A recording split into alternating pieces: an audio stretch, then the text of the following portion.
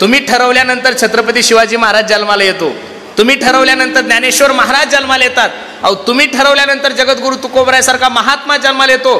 तुम्ही जर ठरवलं तर भगतसिंग, राजगुरू, महाराणा प्रतापासारखे मोठे मोठे रत्न सुद्धा या महाराष्ट्रात जन्माला येतात, देशात जन्माला येतात. फक्त तुम्ही ठरवलं पाहिजे. तुम्ही ठरवलं तर काहीही होऊ शकतं. विठ्ठल विठ्ठल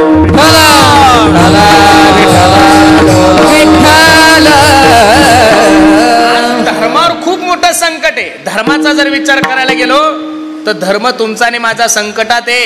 म्हणून बसणाऱ्या मंडळीला माझी विनंती, मायबाप थोडं जागृत व्हा, सगळ्यांनी सावधान राहा. तुम्ही जर असेच अज्ञान रूपी अंधकारात जर राहिले तर अगदी काही दिवसांनी परकीय लोक तुमच्यावर राज्य केल्याशिवाय राहणार नाहीये. आणि असं जर तुम्हाला आणि मला वाटत असेल तर प्रत्येकाने सावध राहणं गरजेचं आहे. या देशाला, या महाराष्ट्राला दुष्काळाचं संकट नाहीये. या महाराष्ट्राला, या देशाला बेरोजगारीचं संकट नाहीये. या महाराष्ट्राला आणि या देशाला इथून पुढं सगळ्यात मोठं जे संकट असेल तर ते फक्त जातीवादाचं आहे. कोणतं संकट आहे? जातीवादाचं आहे. इंग्रज ज्यावेळेस भारतात आले होते ना, त्यांनी भरपूर प्रयत्न केले पण ते भारतावर राज्य करू शकले नाही. इंग्रज ज्यावेळेस भारतात आले त्यांनी भरपूर प्रयत्न केले तरी ते भारतावर राज्य करू शकले नाही.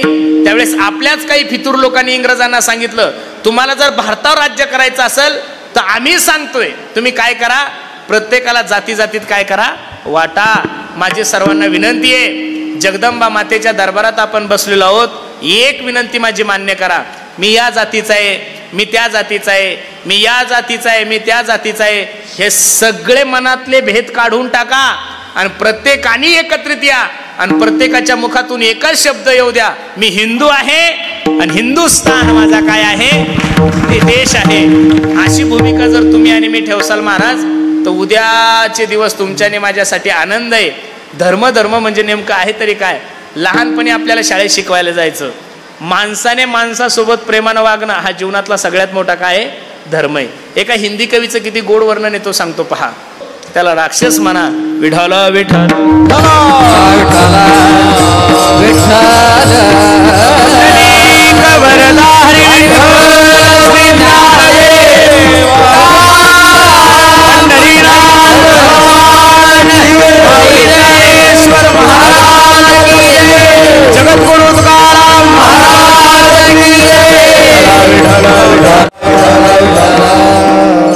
महाराज सांगतात, जे पाखंडी लोक या जगामध्ये नको त्या गोष्टीचा आव आणून जे समाजामध्ये दिशाभूल करत आहे, असे जे पाखंडी लोक आहे, अशा पाखंडी लोकांचं आम्हाला खंडन करायचं. मला सांगतात, धर्माचे पालन करणे पाखंड खंडन. धर्माचं काम करायचं, पाखंडी लोकांचं खंडन करत असताना आम्हाला या समाजामध्ये सगळ्यात मोठं एक काम करायचं. ते काम कोणतं आहे?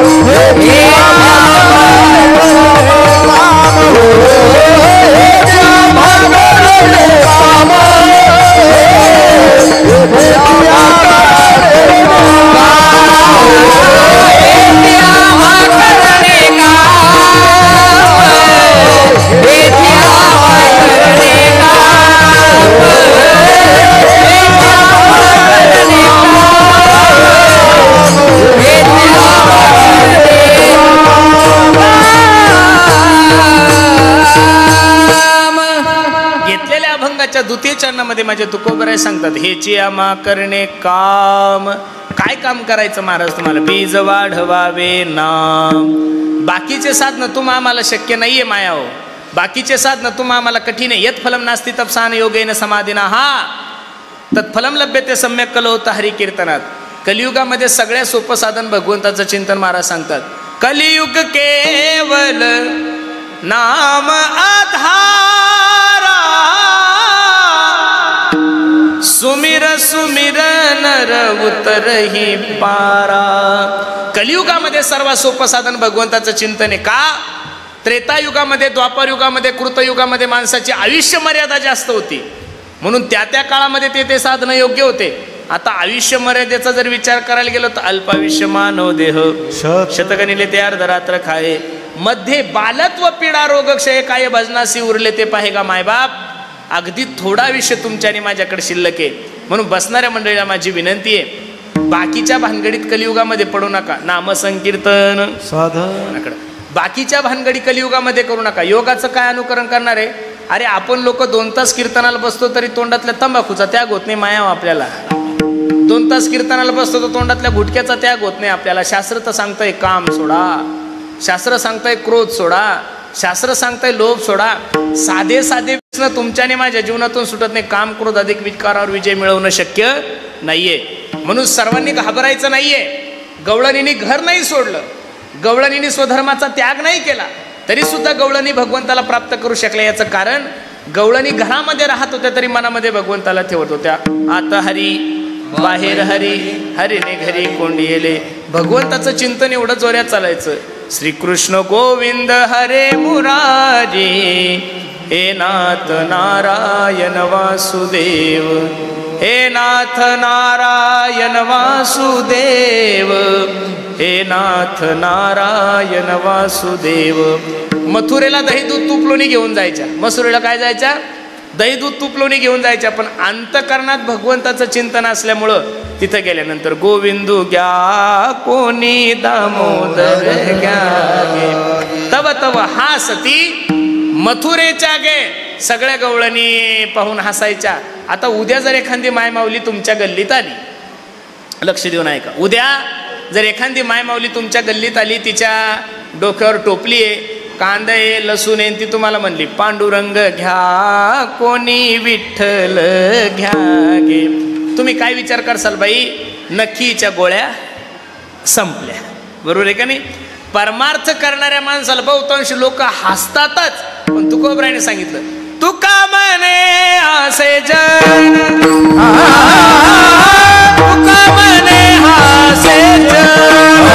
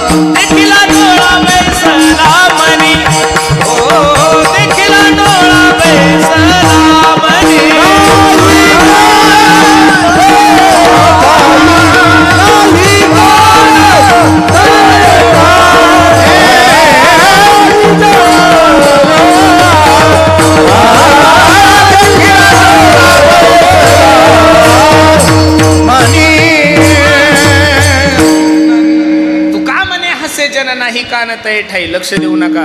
परमार्थ करणाऱ्या माणसाला विरोध करणारे लोक आहेच. एक गोष्ट सांगू तुम्हाला, तुम्ही चांगलं काम करा लोक विरोध तयार होतात. चांगलं काम करा, तुम्ही सप्ताह करा विरोधक आहे, तुम्ही मंदिराचं बांधकाम करा विरोध आहे, तुम्ही कोणतीही चांगली गोष्ट करा तुम्हाला विरोधक आहे. खरं सांगा, तुम्ही दारू प्यायला चालल्यावर कोण विरोध करतो तुम्हाला? अजिबात नाही. चुकीच्या कामाला विरोध होत नाही. बिनविरोध ग्रामपंचायत करायची असली तेव्हाच विरोध होतो, निवडणुकीला विरोध होत नाहीये. आणि मी तरी या मताचा माणूस आहे, चांगल्या कामाला जर विरोध व्हायला लागला, तुम्ही जर चांगलं काम करत असाल आणि तुम्हाला लय अडथळे निर्माण होत असेल तर निश्चित समजून चालाव आपलं काम चांगल्या गतीनं चालू आहे महाराज. प्रत्येक हायवेवर गतिरोधक राहतातच, पण मग ड्रायव्हरनं घाबरायचं नाही. ड्रायव्हरनं फक्त गतिरोधक आला की ब्रेक करायचं आणि पुढं चालायचं, त्याचा प्रवास सुखरूप होतो. परमार्थ करणाऱ्या माणसाला, अरे तुकोबरायसारख्या महात्म्याला विरोधक होते, तुकोबरायसारख्या महात्म्याला सुद्धा विरोधक होते, ज्ञानोबरायला विरोधक होते. अरे ज्ञानोबरायला तर समाजाच्याच लोकांनी मधुकरी दिली नाही. हे ज्ञाना, इंद्रायणीवर स्नान करू नको, इंद्रायणी बाटल, असे जे म्हणत होते तेच आज ज्ञानोबरायच्या समाधीवर पाणी टाकून आपलं पोट भरता येते. महाराज, समाज हा प्रत्येकाचा विरोध करतो, पण तुकोबरायने सांगितलंय समाजाचा विचार करू. तुका म्हणे आता ऐका हे वचन तेजो नियोजन, म्हणून तर तुकोबराय सांगतात, तुका म्हणे आम्हा एकांताचा वास ब्रह्मी ब्रह्मरस सेव सदा. म्हणून साधू संतांनी बाकीचे साधन तुम्हाला आम्हाला काही सांगितलं नाही. इथं सर्वात सोपं साधन कोणतं आहे? भगवंताचं चिंतन. न लगे तीर्थाचे भ्रमण, न लगे तीर्थाचे भ्रमण,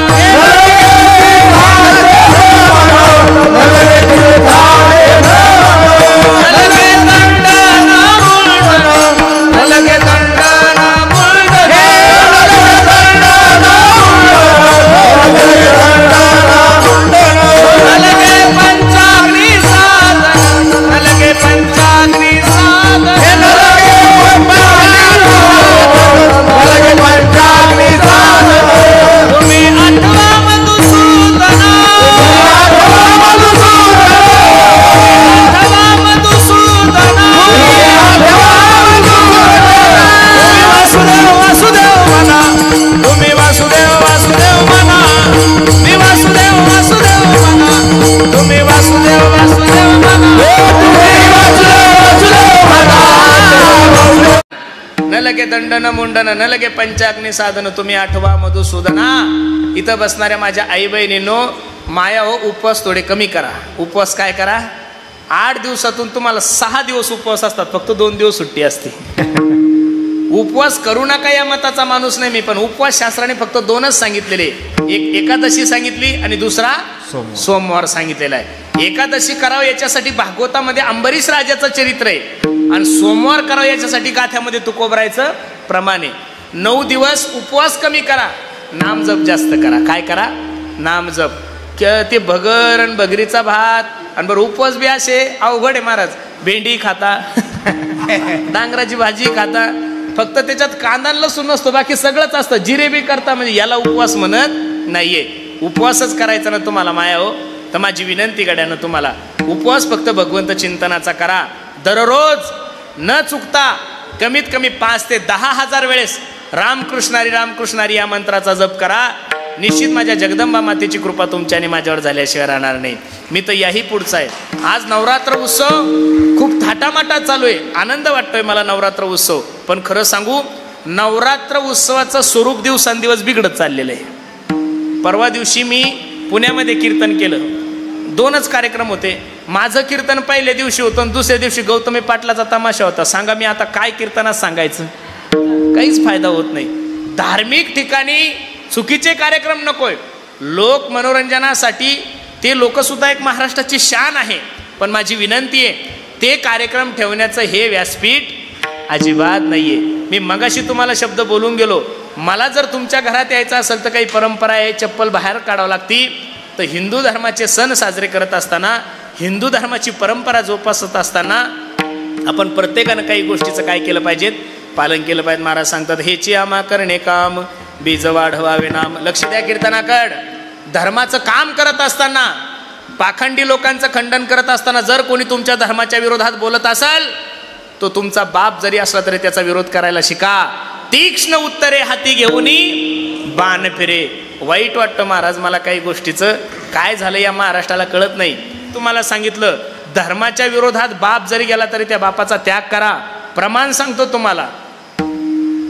प्रल्हादे जनक विभीषण बंधू, राजमाता निंदू भरते केली, राजमाता निंदू भरते केली, राजमाता निंदू भरते केली. प्रल्हादे जनक विभीषण बंधू, राजमाता निंदू भरते केली, राजमाता निंदू भरते केली, राजमाता निंदू भरते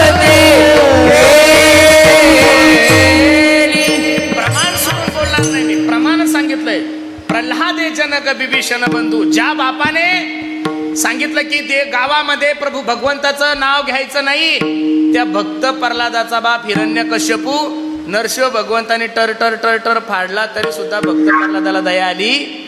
ज्या आईने भरताला काही प्रभू रामचंद्रापासून दूर केलं, मेले भरत पण कैकेयीला परत आई म्हणले नाही. ज्या भावाने प्रभू रामचंद्राचा द्वेष केला, जगन्माता सीताई साहेबाला बंदी ठेवलं, स्वतःच्या भावानेच रावणाला मारण्याचा काय सांगितला, पर्याय सांगितला. म्हणून माझी विनंती आहे, धर्माचं काम करत असताना महाराज सांगतात तीक्ष्ण उत्तरे हाती घेऊन बाण फिरे. आणि हे सगळं केव्हा होऊ शकतं, कोणत्याही प्रकारचा स्वार्थ मनामध्ये नसल. नाही भिडभार तुका म्हणे सानाथोर.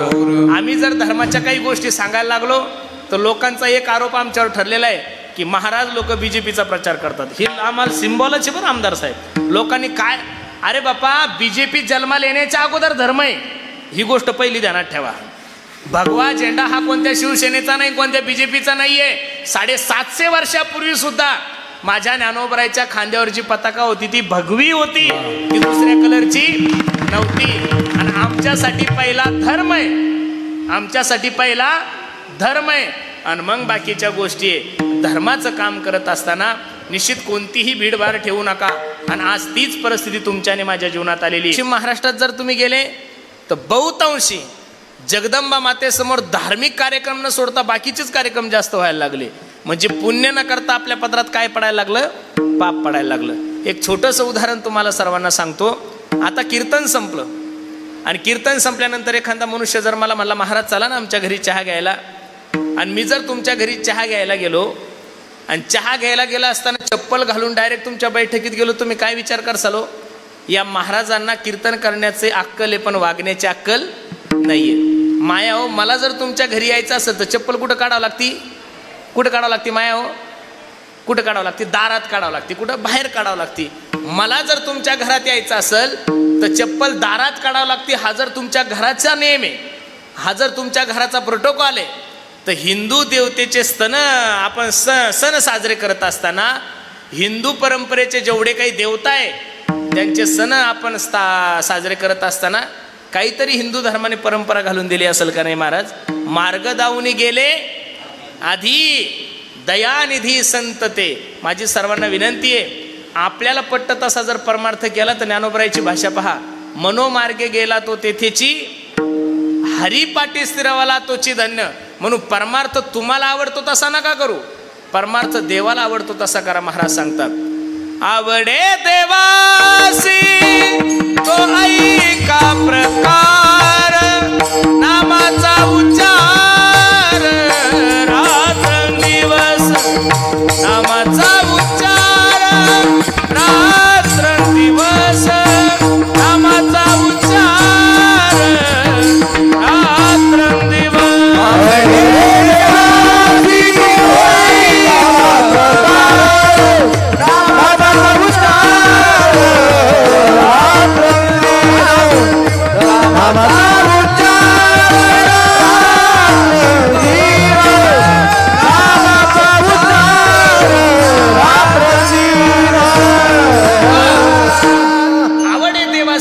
का प्रकार नामाचा उच्चार रात्रंदिवस.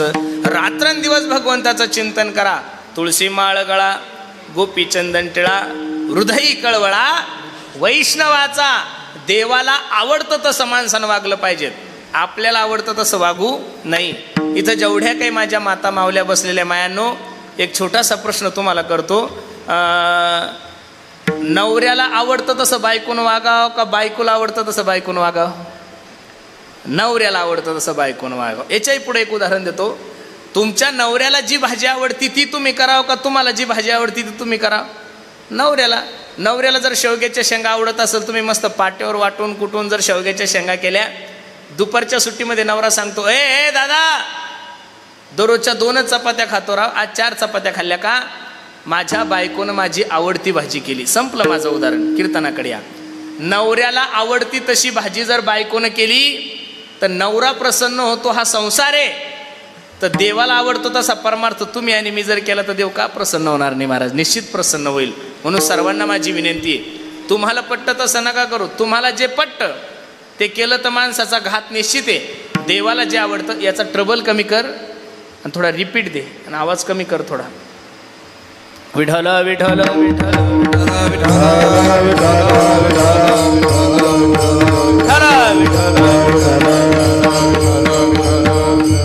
अगदी गोड अभंग मी तुम्हा सर्व मायबापांच्या सेवेसाठी घेतलाय.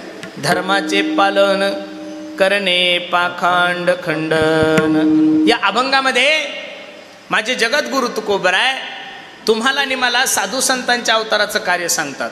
अवतार दोन लोक घेतात, एक देवही घेतो आणि दुसरे संतही घेतात. देवाच्या अवताराचं कार्य तुम्हाला सर्वांना ज्ञात आहे.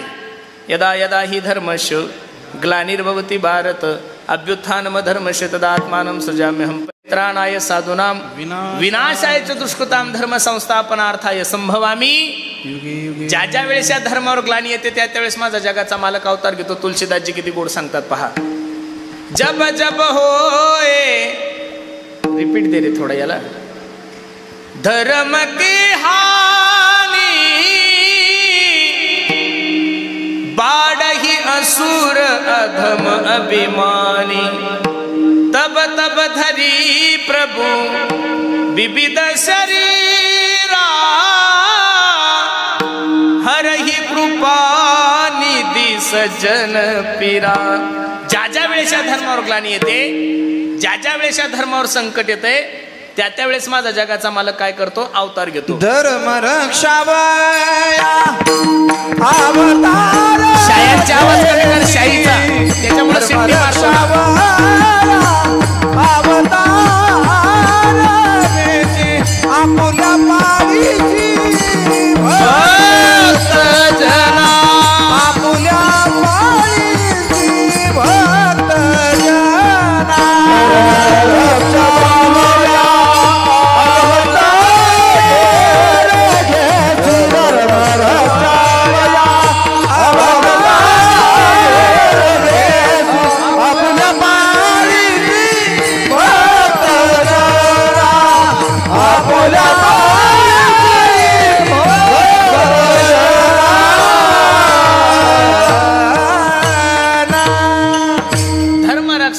अवतार घेशी आपुल्या पाळीशी भक्त जना. पण देवाचं कार्य ठरलेलं आहे. भक्ता राखे पायापासी दुर्जनासे संहारी.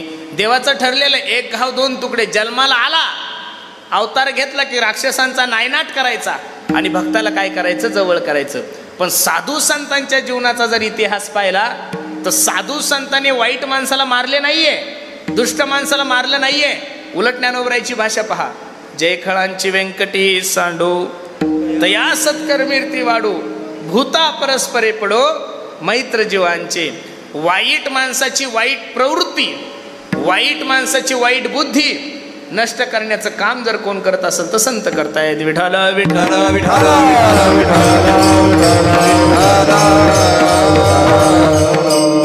जगद्गुरु तुकोबराय सांगतात आम्हाला अवतार घ्यायचा आहे, धर्माचं काम करायचं. पण धर्माचं काम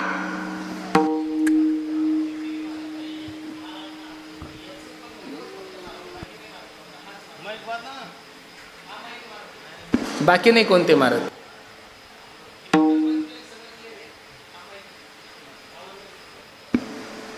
विठ्ठल विठ्ठल विठ्ठल विठ्ठल विठ्ठल कुंडली कवरदा श्रीनाथ देव पंढरीनाथ ज्ञानेश्वर महाराज की जय. जगद्गुरु तुकाराम महाराज की जय. सद्गुरु जोग महाराज की जय. जगदंबा माता की जय. विठ्ठल विठ्ठल विठ्ठल. जगद्गुरु तुकोबराय सांगतात आम्हाला धर्माचं काम करायचं. थोडं लक्ष द्या माझ्याकडे. धर्माचं काम करत असताना पाखंडी लोकांचं खंडन करायचं. मी दररोज कीर्तनाच्या माध्यमातून सांगतोय, थोडं लक्ष द्या माझ्या कीर्तनाकडं. आपल्या धर्माला भीती ही परधर्मीयापासून नाहीये. आपल्या हिंदू धर्माला जी भीती आहे ती परधर्मीयापासून नाहीये. हिंदू धर्माला खरी भीती जर कोणापासून असेल तर ती पाखंडी लोकांपासून आहे. कोणापासून आहे? पाखंडी लोकांपासून. थोडं लक्ष द्या माझ्या कीर्तनाकडं. अरे आतापर्यंतचा इतिहास आहे राम मंदिराचा विरोध जेवढा हिंदूंनी केला तेवढा मुस्लिम समाजाने नाही केलेला. कीर्तन लक्ष देऊन ऐका बरं. राम मंदिराचा विरोध जेवढा हिंदूंनी केला तेवढा दुसऱ्या धर्माच्या लोकांनी नाही केलेला. प्रभू रामचंद्राविषयी जेवढे चुकीचे विधान हिंदू लोकांनी केले तेवढे दुसऱ्या लोकांनी नाही केलेले. संत मांडियाळी जेवढे काही होऊन गेले, ज्ञानोबराय असतील, तुकोबराय असतील, नाथ बाबा असतील, जेवढे काही सीताई साहेब, जेवढे काही संत महंत भगवंत या महाराष्ट्रात देशात होऊन गेले, त्यांचा जर आपण सर्वे केला तर चुकीचं विधान करणारे लोक आपलेच, दुसरे लोक आपल्या विरोधात जात नाहीयेत. मी तर नेहमी भगवंताच्या दर्शनाला गेलो की एकच देवाला मागत असतो, हे भगवान, अरे मुझे अपनों से बचा लेना और को तो मैं देख लूंगा. हे भगवान, मुझे अपनों से बचा लेना और को तो मैं देख लूंगा. मी दररोज कीर्तनाच्या माध्यमातून सांगतो, अरे तुमच्या सोबत राहणारा मुस्लिम बांधव, तुम्ही कधीच मस्जिदवर हिंदी गाणं ऐकलं नसेल महाराज. दिवसातून 5 वेळेस ते नमाज बोलतील, पण मस्जिदच्या भोंग्यामधून तुम्हाला आतापर्यंत कधीच हिंदी गाणं ऐकायला मिळालं नाहीये. मग मुस्लिम धर्माचे लोक जर त्यांच्या मस्जिदवर हिंदी गाणं लावत नाही, 1, ख्रिश्चन धर्माचे लोक त्यांच्या चर्चवर हिंदी गाणं लावत नाही, 2, जैन धर्माचे लोक जर त्यांच्या जैन मंदिरावर हिंदी गाणं लावत नाही, 3, बौद्ध धर्माचे लोक जर त्यांच्या बौद्ध विहारावर हिंदी गाणं लावत नाही, 4, तर माझ्या जगदंबा मातेसमोर तुम्हाला हिंदी गाणे लावण्याचा अधिकार दिला कोणी? 1. मी नारदाच्या गादीवरून सांगतोय तुम्हाला, तुम्ही जर जगदंबा मातेच्या समोर हिंदी गाणं लावत असाल, वाईट वाटतं. जे गाणे माणसाला ऐकायची लाज वाटती ते जर तुम्ही माझ्या आई जगदंबा मातेसमोर लावत असाल